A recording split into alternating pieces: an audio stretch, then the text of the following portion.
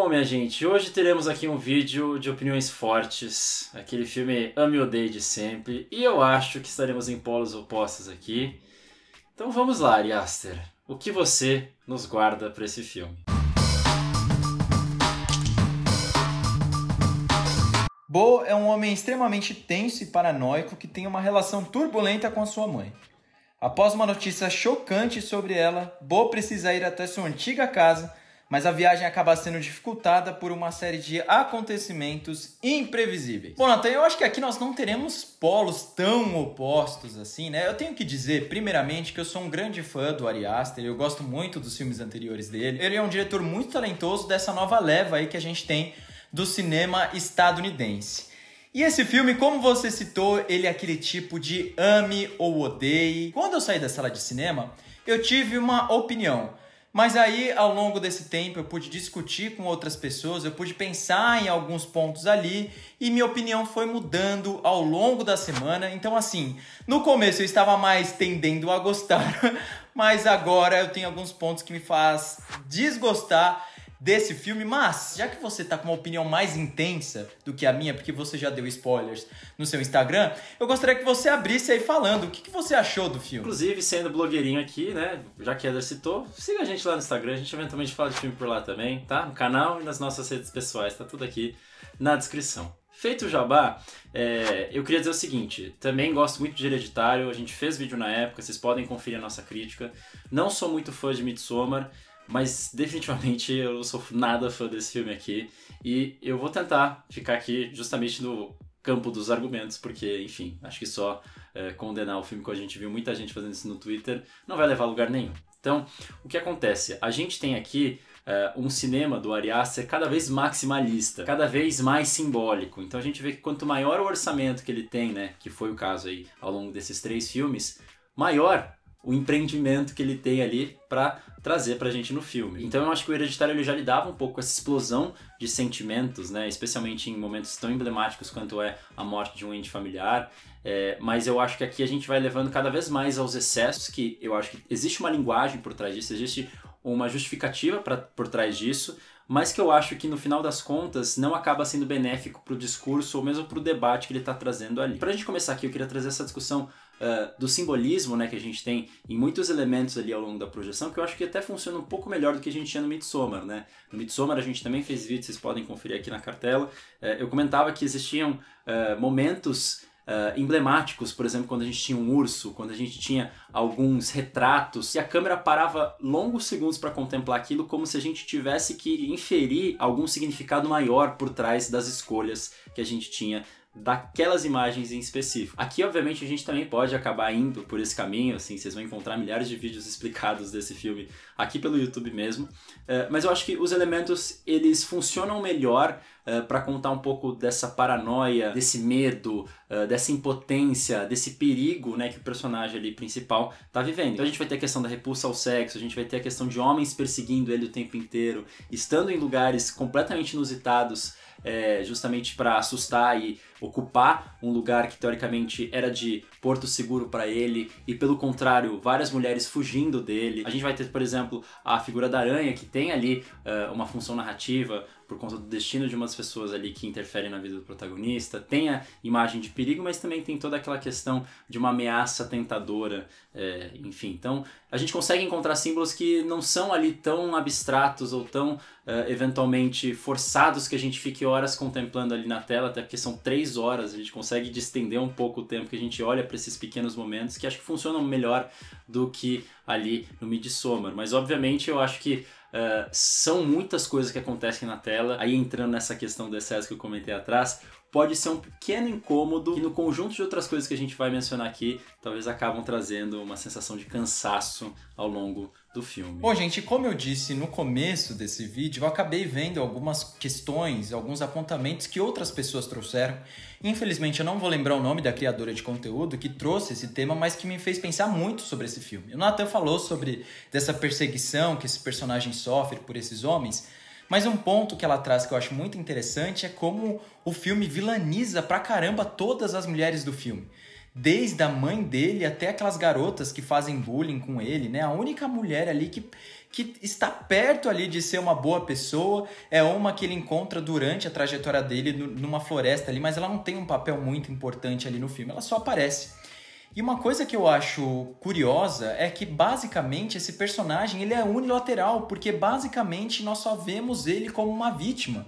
A gente não consegue encontrar outros lados dele porque o tempo inteiro ele está sofrendo por uma série de absurdos que vão acontecendo na vida dele, e grande parte, eu digo 90% desses absurdos, eles acontecem por conta dessas mulheres vilanescas, muito maldosas, que parecem que só quer ver o mal dele, até aquelas mulheres que parecem que à primeira vista querem ajudá-lo, e em determinado momento do filme elas o transformam num grande vilão, porque o diretor ele tá tão empenhado em colocar situações tão absurdas e repleta de símbolos, como o Nathan mesmo citou, que eu tenho muita dificuldade de entender. Parece que são apenas mulheres histéricas porque elas são histéricas, porque elas são más, porque elas são descontroladas, e pra mim são personagens muito rasos, muito planos. Eu tenho muita dificuldade de acessar a forma como elas agem, mesmo sendo um filme que se trata da cabeça dele, um filme que trata do absurdo, um filme que trata de questões de um personagem que evidentemente ele tem ali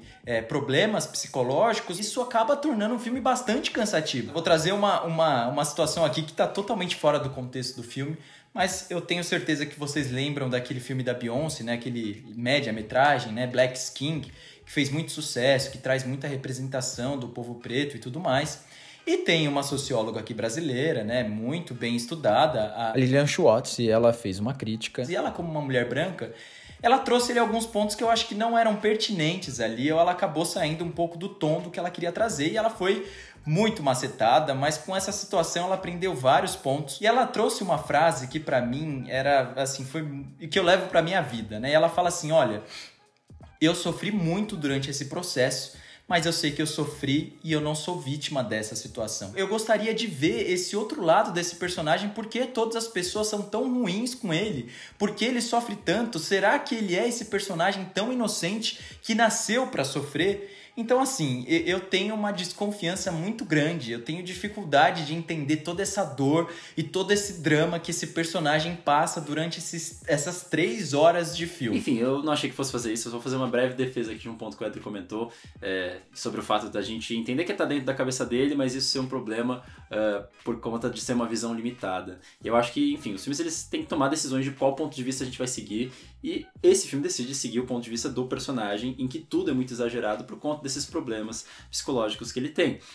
Então, não me é essencialmente um problema ter um personagem que é um loser, que não consegue lidar com outras mulheres. O problema pra mim é que tá na insistência de a gente ter tantas cenas dessa natureza, seja de uma forma mais violenta, explícita em tela, seja num tribunal que a gente tem ali injusto, né, em que ele não tem força e voz de defesa nenhuma contra outras mulheres. Eu acho que a insistência aí num filme de 3 horas, sem a gente ter em algum momento uma virada de chave, um confronto, ou uma nova relação que a gente estabelece ali com essas mulheres, acaba, como o Éder comentou, fazendo com que o filme se torne cansativo. Mas enfim, né, eu queria voltar a esse ponto que eu falei do pesadelo pessoal, reiterado até a última consequência aqui do nosso protagonista. Eu acho que existem vários outros filmes, inclusive eu gosto, alguns que a gente fez aqui vídeo no canal, que partem de uma premissa parecida. Filmes aí que expressam um terror visual desses personagens, que estão ali em busca de uma redenção. Então tem algum traço ali desse pesadelo, mas eventualmente vão discutir uma questão de religião, como é o caso de Mãe, vão discutir uma questão de alienação social, como é o caso de Bardo, vão discutir alguma questão de tabus, como é o caso de High Life. Embora todos esses filmes a gente possa fazer ali uma análise psicológica, em nenhum deles a gente tem como aqui essa coisa frontal de um debate de saúde mental, de questões psicológicas explícitas de forma clínica na narrativa do filme. Então é quase como se a gente tivesse um parque de diversões de todas as inseguranças deles em várias situações diferentes, ora ali na cidade, nos Estados Unidos, ora num teatrinho ficcional que dialoga com os traumas que ele tem, ora num julgamento final, enfim, várias situações dessas. Então são 3 horas de tortura mental desse personagem, em que nós, espectadores, ali temos esse exercício constante de ficar tentando achar explicações para todos esses símbolos que ele vai jogando em tela, para alguma situação cada vez mais chamativa, cada vez maior, cada vez mais cinematográfica e espetacular por conta desses recursos todos técnicos que ele tem ali à disposição, mas que me parece um contrassenso quando a gente tem um filme que quer justamente discutir a fragilidade desse homem, tornar tudo aí como se fosse um épico surrealista. Então, para mim, parece um pouco desrespeitoso, para mim parece discursivamente contraditório com esse personagem que ele quer mostrar todas as vulnerabilidades e parece que ele quer tornar tudo aquilo ali muito divertido e enigmático, quando na verdade a gente tem uma situação que é bastante degradante para esse personagem. Quando eu saí do cinema, eu conversei com o Nathan até porque eu me identifiquei muito com aquele personagem em alguns aspectos, porque eu também sofro de depressão e ansiedade crônica, né? Uma ansiedade um pouco mais elevada. E aí quando eu saí, eu falei pro Nathan, cara, esse personagem dialogou muito comigo. Eu comecei a pensar muito nesse filme. E aí, como eu disse lá no começo do vídeo, eu tive algumas intervenções externas. E eu fui conversar com um outro amigo meu também, que é crítico, Bruno Carmelo, do Meio Amargo, que ele é incrível, um crítico maravilhoso e professor também. A impressão que eu tenho é que o Ari Aster chegou num ponto ali em que ele tem muita credibilidade dentro da A24, ele pode fazer o que ele quiser e tá tudo certo, né? Tem uma entrevista que ele disse que ele falou, pô, eu acho que seria legal colocar um teatro no meio da floresta. E assim ele fez, e mesmo não tendo muito sentido ali aparentemente para nós, né, espectadores, ele quis colocar e colocou. Isso me fez pensar, eu já disse aqui no canal várias vezes, tanto eu quanto o Nathan, que a opinião do diretor pouco importa pro filme. O que importa é o que a gente sente ao ver a obra, ao assistir o filme, como a gente se conecta. Mas nesse caso não teve como eu não rever todo o filme e não pensar, será que de fato ele estruturou o raciocínio dele? Será que de fato ele pensou muito mais ali para criar toda essa situação maluca? E isso acabou fazendo com que eu perdesse um pouco do encanto do filme que eu tinha quando eu saí da sala de cinema. E uma outra sensação que eu tenho também é que me parece que ele juntou várias ideias que ele tinha para curtas-metragens, fez um Frankenstein e fez um filme de 3 horas. Tem muitos pontos ali, principalmente no início, ali aquela trajetória dele meio estranha, a gente não sabe muito bem o que está acontecendo. Eu acho que tudo aquilo ali fazia muito mais sentido ser um curta-metragem do que o que o filme virou. Eu acho que seria muito mais impactante, me chamaria muito mais atenção, né? Me causaria muito mais questionamentos sobre o que está acontecendo. Eu acho que o filme dessa forma seria menos repetitivo, porque eu acho que ele conta a mesma situação, a mesma história, só que de jeitos diferentes. Pra ser sucinto aqui, Éder, eu acho que a opinião do diretor não é que ela não importa, ela pode até contribuir, mas sem dúvida não é fator determinante pra minha análise aqui. E é engraçado porque, assim, esse filme aqui me lembra muito a discussão que a gente teve de um outro, que a gente também fez vídeo no canal, que é o Estou Pensando em Acabar com Tudo, do Charlie Kaufman, só que aqui é tudo maior, né? Inclusive a própria duração do filme, a ambição, né? A qualidade técnica que a gente tem aqui.